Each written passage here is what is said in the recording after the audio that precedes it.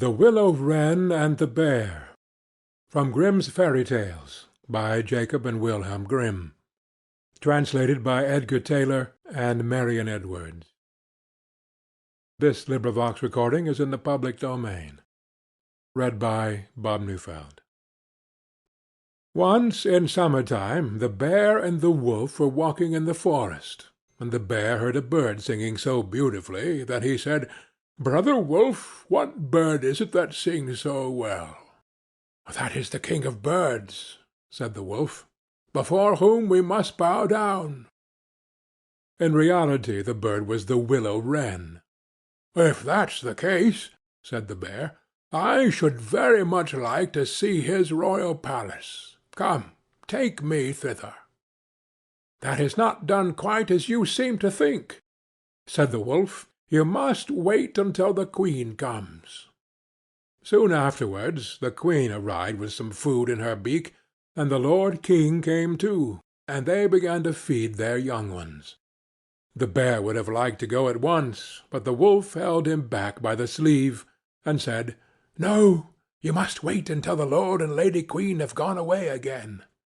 So they took stock of the hole where the nest lay, and trotted away. The Bear, however, could not rest until he had seen the royal palace, and when a short time had passed, went to it again. The King and Queen had just flown out, so he peeped in, and saw 5 or 6 young ones lying there. "Is that the royal palace?" cried the Bear. "It is a wretched palace, and you are not king's children, you are disreputable children."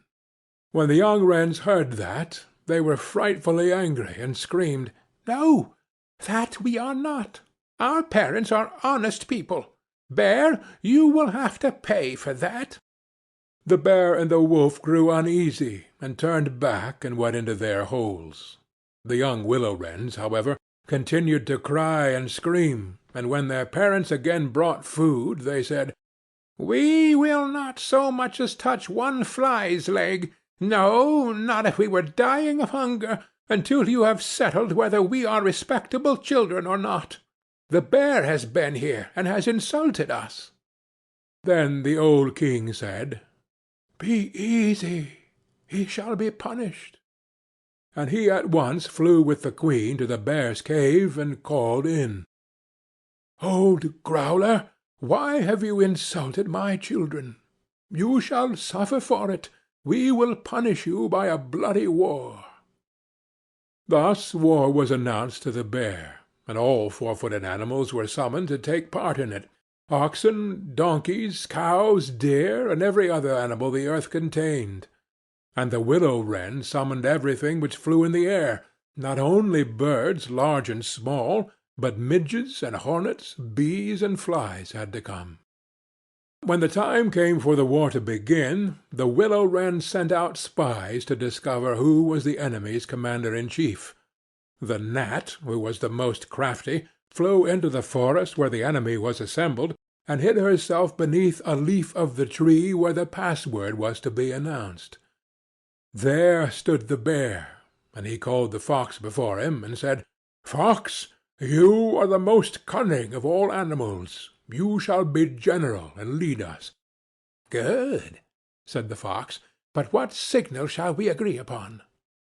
No one knew that. So the Fox said, "I have a fine long bushy tail, which almost looks like a plume of red feathers. When I lift my tail up quite high, all is going well, and you must charge. But if I let it hang down, run away as fast as you can."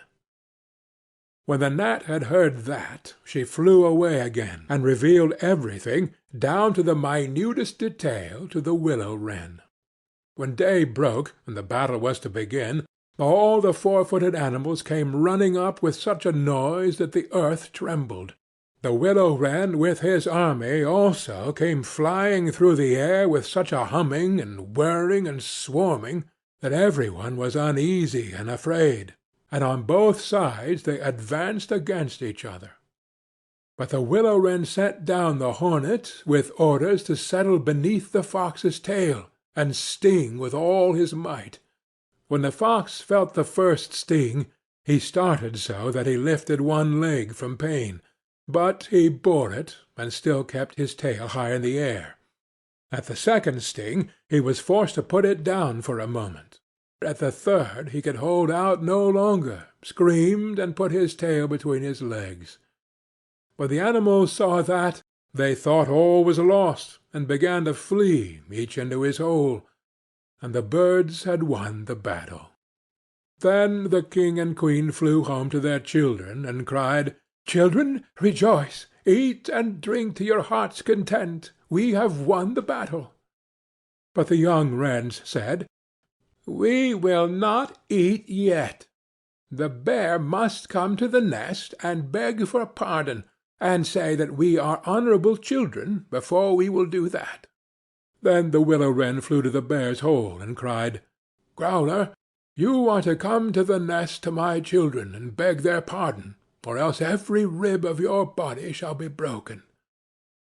So the bear crept thither in the greatest fear, and begged their pardon. And now at last the young wrens were satisfied, and sat down together, and ate and drank and made merry till quite late into the night. End of The Willow Wren and the Bear.